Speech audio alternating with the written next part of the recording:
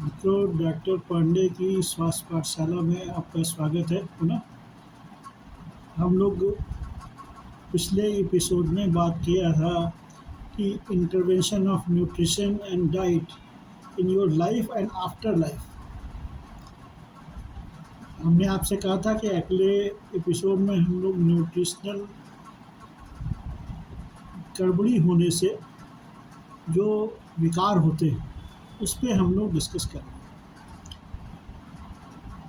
तो उसमें एक प्रमुख जो है अंग होता है एनीमिया। लेकिन एनीमिया के बारे में तो हम लोग विस्तार से डिस्कस करेंगे और बाद में डिस्कस करेंगे। उसको कई एपिसोड में समझा जा सकता है, क्योंकि एनीमिया एक ऐसी चीज़ है जिसको हम लोग गंभीरता से नहीं लेते हैं कभी भी। ज़्यादातर लोगों को ये होता है कि अरे ज़रा सी खून की कमी, थोड़ा सा हम उसका एक इंटरवेंशन दे देंगे कि एनीमिया का मतलब है अगर फीमेल है, एक एडल्ट फीमेल है, तो उसमें 12 से लेकर 13 के बीच में उसका हीमोग्लोबिन होना चाहिए, जो रीडिंग आएगा। और जो मेल है उसका 13 से 14 के आसपास होना चाहिए, 15 तक भी हो सकता है। लेकिन मुझे जहाँ तक याद है कि फीमेल में एक बार हम लोगों ने एक स्टडी की थी, उसमें फ़ीमेल में ज़्यादातर और यंग फीमेल में ख़ास तौर से 10 से ऊपर लोगों का नहीं निकल रहा था। कम से कम 100, 150, 200 लोगों का हम लोगों ने आज से 10 साल पहले एक स्टडी की थी। मैंने उसमें इनाम भी रखा था, जिसका 10 से ऊपर आ जाएगा उसको मैं 100 रुपीज़ इनाम दूँगा। और 10 साल पहले, 10 या क्या बल्कि और ज़्यादा था, वहाँ का 2004 की बात है, तो अब से करीब 20 साल पहले उस समय 100 रुपीज़ की वैल्यू बहुत होती थी। 100 रुपीज़ में आप जाके एक अच्छे रेस्टोरेंट में पूरी फैमिली के साथ डिनर कर सकते थे। आज कल्पना नहीं कर सकती। लेकिन कोई नहीं जीत पाया, मेरे 100 रुपीज़ सेव हो गए थे। तो इतना एक और पूरे हमारे शरीर में जितना भी न्यूट्रिशनल ट्रांसपोर्टेशन होता है और जितने भी डिटॉक्सिफाइंग जो बॉडी को ज़रूरत नहीं होती, जिनको मॉर्बिड मैटर कहते हैं या एक्सक्रीटरी प्रोडक्ट कहते हैं, उनको कोशिकाओं से वापस लाने का काम भी, चाहे वो गैस फॉर्म में हो चाहे वो सॉलिड फॉर्म में हो, ये ब्लड के माध्यम से ही होता है, दूसरा कोई रास्ता नहीं। तो ये इतना इम्पॉर्टेंट है। हीमोग्लोबिन ईंधन को ले जाता है और ईंधन से के बाई प्रोडक्ट जो गैसेस होते हैं उनको वापस लाता है।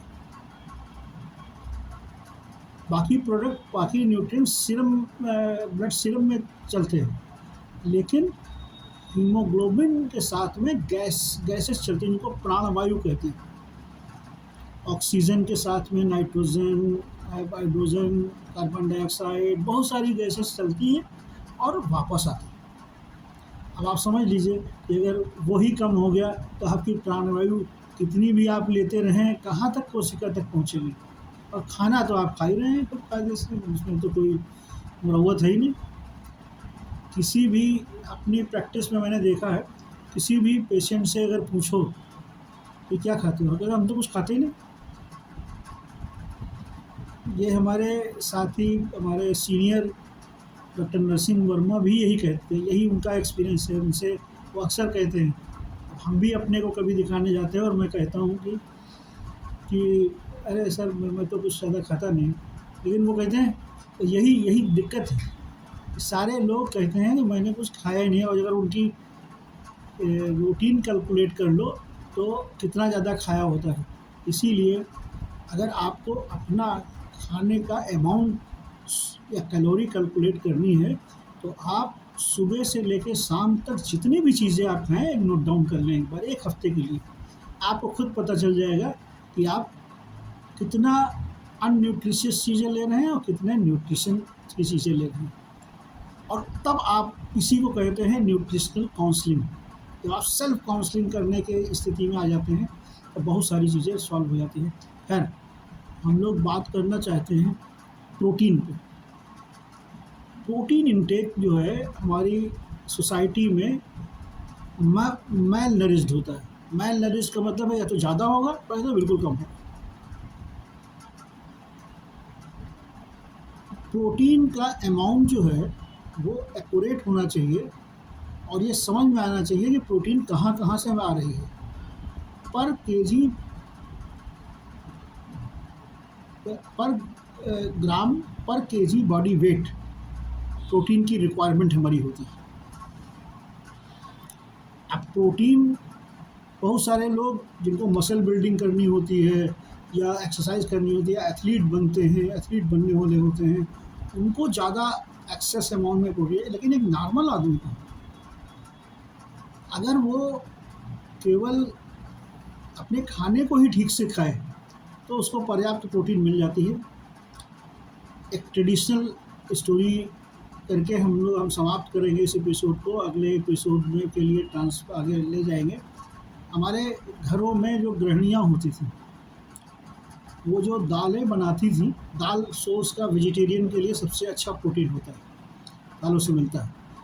तो वो क्या करती थी, हर दिन एक डिफरेंट दाल बनती थी और जहाँ पर जो जैसा होता उड़द, मूंग, अरहर, किस्म 7 तरह की प्रोटीन होती है, किस्म 8 तरह की होती है, किस्म 9 तरह की होती है। इस तरह से अलग अलग दालों में होती है। तो वो क्या करती थी, एक थोड़ा जो बच जाता था वो एक पॉट में डाल देती थी और हफ्ते बाद उस सारी दालों को एक साथ बना लेती थी। तो क्या हुआ, जिसको कहते हैं गबड़ी दाल, या आजकल मार्केट में मिक्स दाल मिलती है पैकेट में। ये बात हमारी गृहिणियाँ पहले ही से समझती थी कि प्रोटीन की अगर पूरा करना है तो संडे को हमारे घर में गबड़ी दाल बननी चाहिए।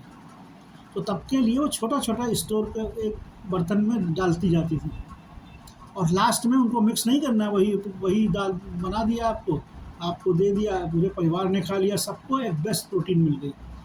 तो प्रोटीन के रिसोर्सेज के बारे में हम लोग नेक्स्ट एपिसोड में बात करेंगे। और आजकल तो बहुत प्रचुर मात्रा में हर चीज़ अवेलेबल है, लेकिन प्रोटीन का संतुलित होना बहुत ज़रूरी है, क्योंकि इससे बनता है अमोनिया, इसके by product ammonia, water and then uric acid, और जो हमारे बॉडी के लिए बहुत हानिकारक होता है। इसलिए इसको जानना ज़रूरी है। नेक्स्ट एपिसोड में हम लोग बात करेंगे।